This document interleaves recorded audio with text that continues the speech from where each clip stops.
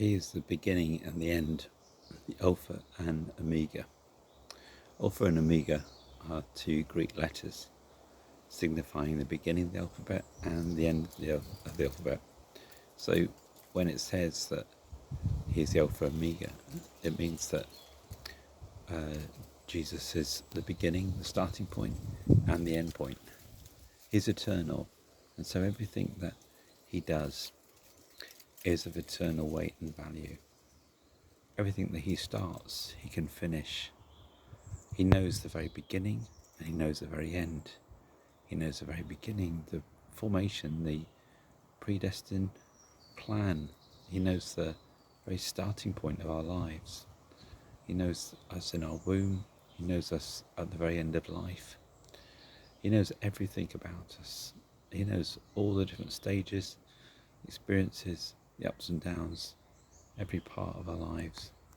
And his beginning is something that he can start, and his end is something that he can finish. So are we experiencing anything in our lives where we're wondering whether who's going to start this? How's this going to begin? How's it going to kick off? I'm not really understanding how an open door can happen. I'm not really understanding how things can get started. Well, he knows the beginning. And then you think, I'm going through this challenge, I'm going through this trial, I'm going through this circumstance, I'm going through the end of life. How does God come into that situation? He is the end. He knows the end. He knows every breath. He knows every day ordained for us. He knows every circumstance. We can trust him. And that's easily said, and it's harder done, of course. It's easy for me to say it now, but I'm sure I'll have times in my life when I'm being tested to the hill, and I might lose my way, I might be confused, I might lose hope quite easily. And then at that point, I'm praying that for myself as much as anybody else, I will also trust God about the end.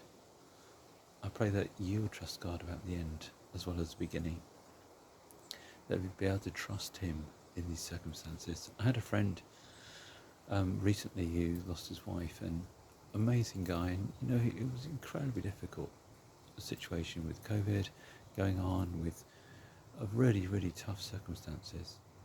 And what I've really learned and observed in his life is him learning how to trust God, how to find God in the middle of what was a really difficult ending. And yet he found the peace of God, the strength of God. I find that an incredibly inspiring example to me. I find, his story, his testimony, his life, a real illustration of someone trusting God about the end of life, trusting God about a finish. When I've gone through bereavements, and I'm sure many people who watch this might have gone through a bereavement at one level or another.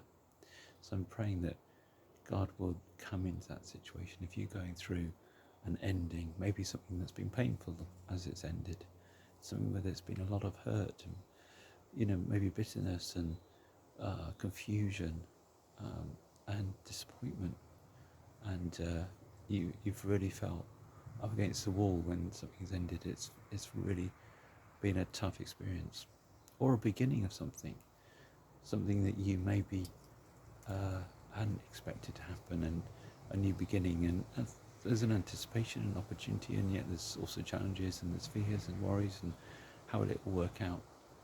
It's just beginning. But in every beginning and every end, let's just trust God. He is the beginning and the end. He's the Alpha and Omega. So we pray, Lord, that you would help us to trust to you our beginnings and our ends.